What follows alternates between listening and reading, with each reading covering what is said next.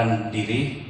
Nama saya Cesar, Pak. Saya AE Kabupaten Garut yang ditunjuk oleh PI untuk perwakilan untuk PI di Kabupaten Garut. Kebetulan mohon izin pimpinan kami yang biasa kontakkan sama Pak Adi ya, Pak Dimas, kebetulan lagi berhalangan hadir. Jadi saya ditunjuk untuk menghadiri rapat kali ini. Ya mungkin yang bisa saya sampaikan dari Pupuk Indonesia adalah mengenai juknis awal dari Pupuk Indonesia adalah sebagai penyalur pupuk bersubsidi yang ditunjuk oleh pemerintah, dan PI ini bermitra untuk menyalurkan pupuk bersubsidi ini dengan distributor. Kemudian distributor bermitra dengan kios ya atau agen gitu ya.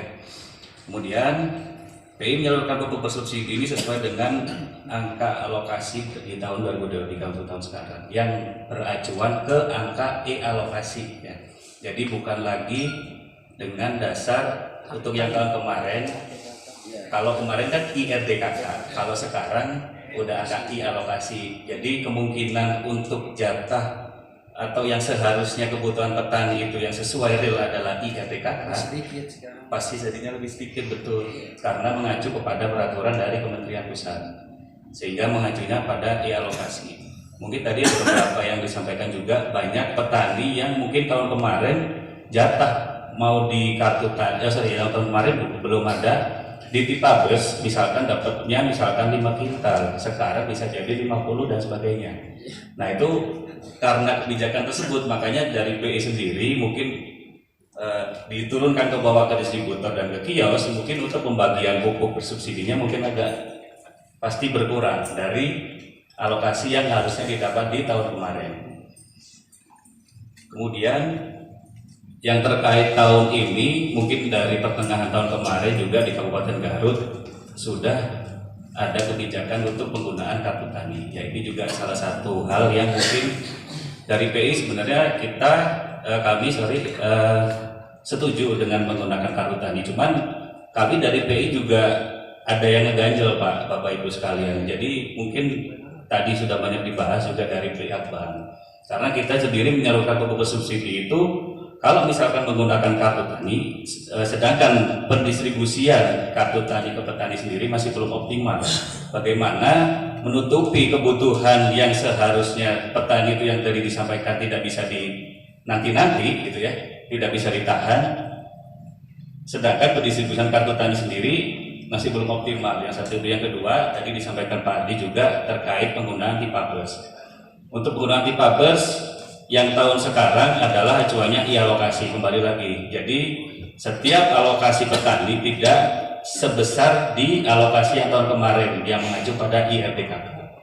Kemudian yang ketiga, untuk kartu-kartu yang sudah tercetak oleh Bank BRI, mau itu sudah terdistribusi atau belum, itu di sistem masih terkunci Pak di Tipabes. Jadi nggak bisa disalurkan secara manual. Jadi ketika kita mau input, distributor ataupun kios mau input Tipabes, jadi dicek kuotanya itu jadi kekunci.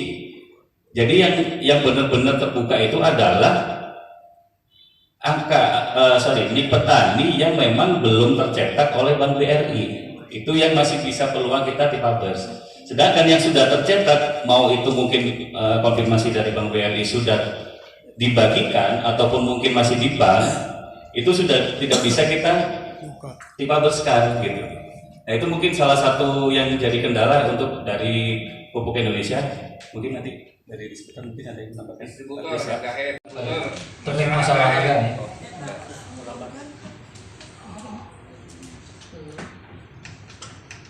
Boleh mensikapi enggak Pak? Izin saya menyampaikan. Perkenalkan saya Uun Prinawati. Kebetulan saya sebagai salah satu penggiat di sektor lingkungan hidup yang tidak terlepas dari aktivitas para petani. Mensikapi berbagai persoalan yang ada di pertemuan hari ini, saya melihat dari berbagai aspek. Yang pertama, kebijakan tata kelola pupuk yang ada di Indonesia hari ini yang digulirkan oleh pemerintah dengan berbagai bentuk dan pelaksana kegiatan tentunya harus berkontribusi kepada kualitas pelayanan dan peningkatan layanan bagi para petani. Gitu. Kalau misalkan melihat persoalan hari ini, tentunya juklak juknis itu sudah jelas ada. Juklak juknis sesuai dengan peraturan yang dikeluarkan oleh pemerintah, seharusnya itu bisa ditaati oleh semua pihak yang terkait. Yang pertama, regulatornya di sini tentunya terkait dengan distribusi pupuk ada di perusahaan ya, karena itu adalah pemegang. Yang kedua, tentunya dalam hal ini dinas itu harusnya menjadi alat kontrol terhadap regulasi yang terjadi dan sekaligus juga mekanisme kan gitu. Banyak memang keluhan yang disampaikan ke saya, mohon maaf. Saya juga sebagai pendamping beberapa kelompok tani gitu kan, keluhannya itu sudah memang kelangkaan pupuk, hari ini juga dipersulit dengan satu prosedur yang memang membuat para petani juga lebih putus asa gitu Pak. Sementara saya juga sempat konsultasi dengan Pak Kabid Ardi gitu terkait dengan hari ini pupuk gitu kan. Hari ini pemerintah mencanangkan bagaimana kita itu ketahanan pangan. Bahkan pemerintah mencanangkan bagaimana kita daulat pangan gitu kan. Bagaimana petani hari ini mampu mengkantor sekaligus mengcover perang produksi luar negeri yang masuk besar-besaran kepada kita. Sementara para petani yang ada di sektor paling potensial untuk produksi pertanian itu disekat dengan masalah perpupukan. Nah, saya mengambil di sini ada satu yang salah di sini. Terjadi handicap, Pak. Ini handicapnya ada di mana? Harus diluruskan kan gitu ya. Kalau misalkan tadi yang disampaikan oleh PT Pupuk Indonesia sebagai regulator, Bapak sebagai regulator tentunya ya. Nah, itu harusnya tupoksi yang tadi juklak juknis itu bisa dipatuhi. Dan kalau misalkan BRI hari ini sebagai regulator untuk penyaluran kartu, tentunya juga dengan ditunjuk itu memiliki tanggung jawab penuh Pak, tidak ada alasan lagi kan gitu. Dan saya yakin kami juga sempat diskusi dengan Pak Huda di lembaga saya bahwa Pak Huda itu mensupport besar-besaran dan tidak mempersulit itu kaitan dengan terbitnya kartu tani tersebut kan gitu.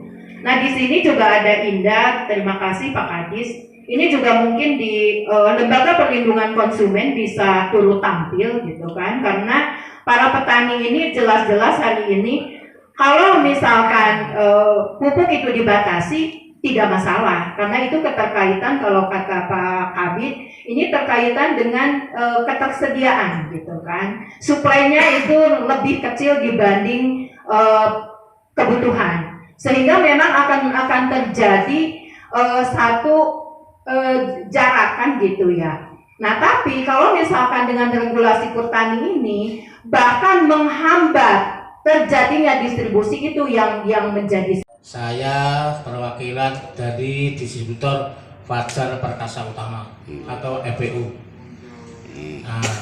atau PSN. Bapak Ibu sekalian, terhormat Bapak Ibu sekalian, gini Bapak menyikapi dari beberapa permasalahan tadi. Saya belum berani mewakili semua distributor, jujur aja, karena distributor punya aturan rumah tangga sendiri Pak ya. Saya hanya mewakili distributor kecamatan mana? Oh iya, siap. Wilayah saya Bayongbong, Cikajang, Cisurupan. Di kecamatan. Ya, di Kelat itu yang Koreanya gitu Pak. Distributor pupuk apa Pak? Ore atau Ciklet? Apa Ciklet? Ciklet yang untuk ya Ciklet Pak. Siap. Nah. Oh iya, kalau pupuk ini. Ya. Bapak distributor Korea atau Poskat? Korea dua-duanya Pak, tapi tidak tadi gini Pak. Coba disebutkan secara detail Pak. Jadi sekedar rinci Ciklet Koreanya apa Poskanya gitu kan, biasanya satu itu satu ini gitu. Ya siap. Untuk Korea ada di Ciklet, Bayongbong, di Surupan, terus yang petrolnya ditambah dengan Cibatu, terus yang lain Sukarsmi, terus Pak Kenjeng, ya itu untuk betulnya. Bapak Ibu sekalian, intinya begini, karena permasalahan itu bermacam-macam dan begitu ruwet, gimana saya mencarikan solusi. Contoh misalnya Cikelet, menurut analisa saya itu selama ini sudah kita kirim setiap hari dan cukup. Nah, kalaupun ada permasalahan, monggo silakan kita ketemu kios distributor dan disaksikan oleh KTNA. Ya, saya pikir lebih baik begitu Pak. Ini kalau kita sendiri ada yang salah, ya, jadi nanti kita siap kumpulkan distributor, kios dan ada KTNA sehingga lebih jelas. Mungkin itu ya Pak. Sekian, terima kasih. Mbak, ya. Tadi kan sudah dibahas bersama di dalam aplikasi kaitan KTNA dengan distributor dan Pupuk Indonesia ya, dari dinas DPRD Kabupaten Garut. Pak, dengan tadi ada alur pendistribusian yang begitu menurut kita sih agak kurang ini ya, rumit lah ya sekarang. Ini tanggapan Bapak bagaimana?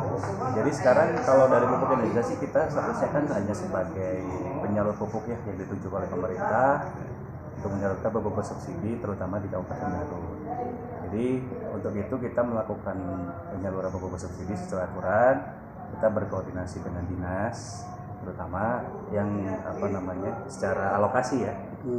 Alokasi yang diberikan oleh pemerintah itu kita salurkan melalui dari Pupuk Indonesia ke distributor, kemudian dari distributor ke kios masing-masing di beberapa kecamatan di Kabupaten Garut.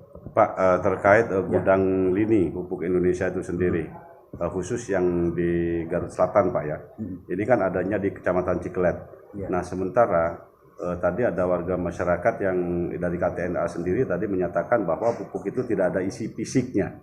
Padahal kan berdasarkan kuota SK Bupati Pertanian Kabupaten Garut itu per kecamatan kan sudah jelas kuotanya Pak. Nah lantas selama ini yang untuk Kecamatan Cikelet itu ada di mana pupuknya itu Pak? Jadi gini Pak, kalau untuk gudang memang untuk gudang itu beda-beda ya Pak. Maksudnya kita kan dari produsen, dari PI gitu ya. Ada gudang itu di Cikelet. Itu beda lagi sama gudang distributor. Untuk stok fisik di gudang Cikelet memang mungkin waktu itu pas ada pengecekan ke sana mungkin tidak ada stok fisik karena memang pupuk bergulir Pak ya. Jadi pengiriman itu bergulir gitu ya. Nah, mungkin jadi evaluasi juga buat kita. Mungkin pas waktu ketika dari KTNA tersebut ngecek di gudang mungkin lagi pengiriman, mungkin barang lagi di jalan. Jadi ketika dilihat memang fisiknya masih kosong karena mungkin sudah dikirim ke gudang distributor, disalurkan ke gudang distributor, itu ke kios. Nah, setelah itu pupuk dari produsen dikirim ke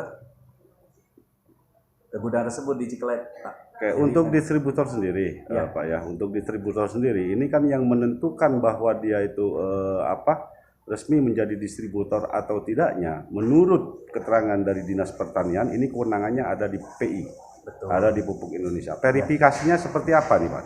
Jadi kalau untuk persyaratan dari distributor sebenarnya gini Pak, legalitas yang utama. Jadi izin usaha, secara CV maupun PT ya, secara badan usaha, terus perizinan, itu terkait dengan Dinas Perdagangan. Dan ada rekomendasi untuk menjadi distributor pupuk bersubsidi ke Pupuk Indonesia. Apakah tidak ada salah satu prasyarat juga Pak bahwa distributor ini di tiap wilayah kerjanya itu harus memiliki gudang umpamanya? Salah satu persyaratan nggak ada ya? Harus Pak. Oh, harus jadi ada ya? Setiap distributor itu yaitu tadi legalitas yang pertama, yang kedua gudang, yang ketiga armada atau truk pengangkut pupuk, yang ketiga permodalan. Tadi Pupuk Indonesia sebagai mengatur regulasi tentang ketersediaan